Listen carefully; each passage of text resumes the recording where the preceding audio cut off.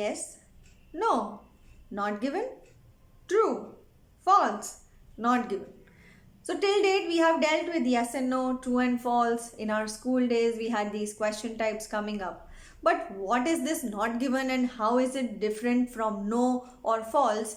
That is going to be the target of the video today. So today we are going to do around 5 questions from a passage that deal with yes, no, not given or true, false, not given. Hi, my name is Deepti. Welcome to my channel because it's a place where you can learn at your own pace. So let's get started. How well you can read the passage and comprehend it will determine how well you can answer a true, false, not given question type. The underlining strategy for this question type is very simple. When you read the passage and you identify that the statement exactly projects or paraphrases what is given in the text, then it is a yes or true.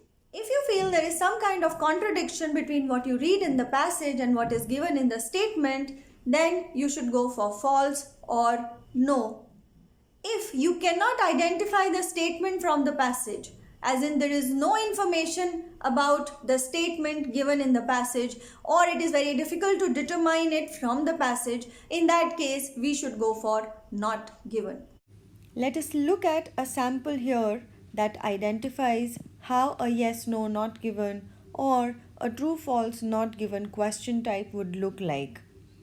Yes, no, not given. Each term has been clearly identified, has been clearly defined with regard to what meaning it conveys and how you are supposed to approach the question based on that.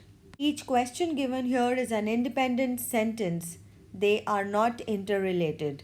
Each question relates to some aspect of the passage. The questions that you just saw have been taken from Cambridge IELTS Book 12, Academic Version, Test 5, Passage 3.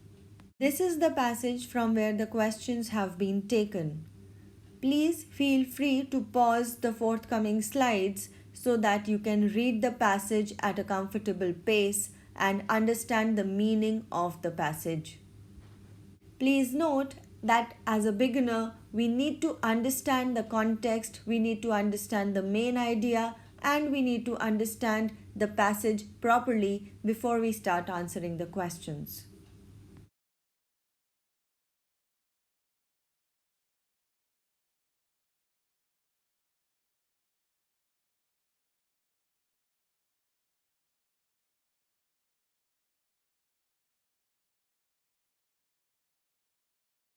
Now, let us look at the strategy that we are supposed to use for this question type. We will take one question at a time. Look at the first question, question number 37.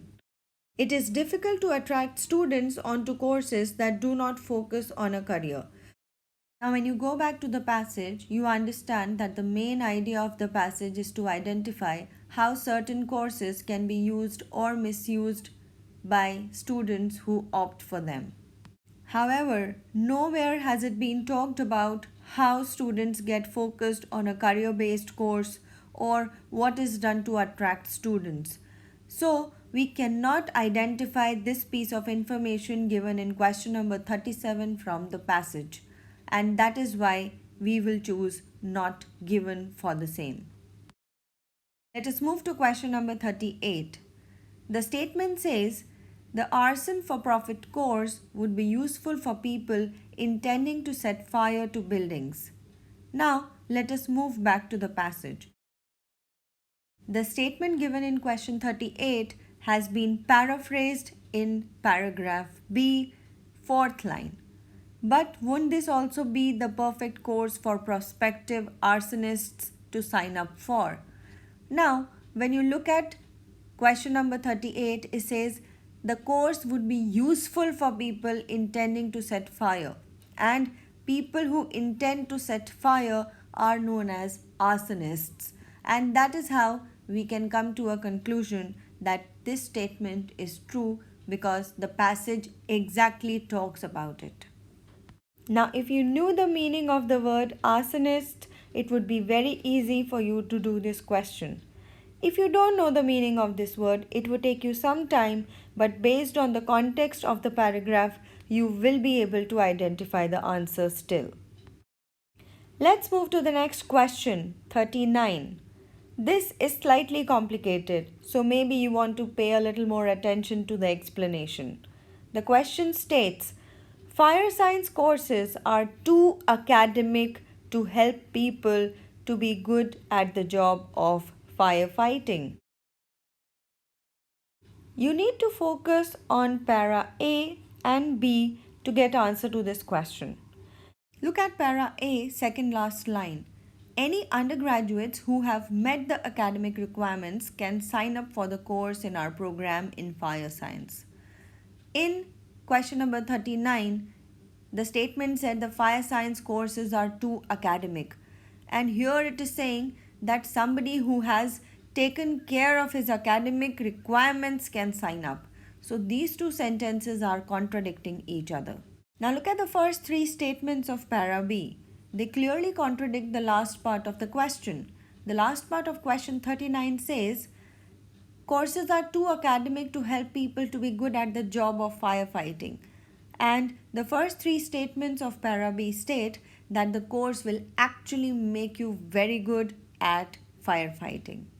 So we can easily declare here that the answer to question number 39 should be no, because there is a complete contrast between the statement given in the question and information given in the passage. Now let us look at the last question.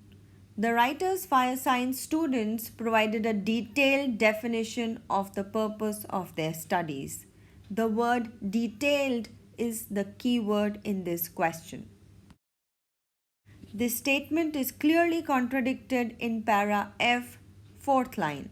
The definition given by the students was generalized and not detailed as talked about in the question.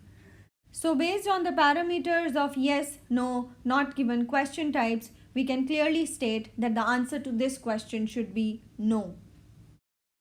If you are an IELTS academic aspirant, then you will find more such questions as compared to a student who is taking general training. Nonetheless, even for general training, if you can identify the strategy for these question types and if you can get them correct, you will obviously score better. So please practice these question types, and if you need more guidance, you can write down in the comment section. I hope the strategies that we discussed today will help you score a better band at your IELTS exam.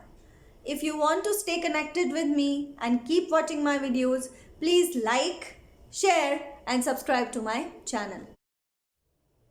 If you are looking for one-to-one classes, please contact me on Instagram or Facebook. Always remember, practice is the key to success. The more you practice, the better you become at it. Happy learning. Keep evolving.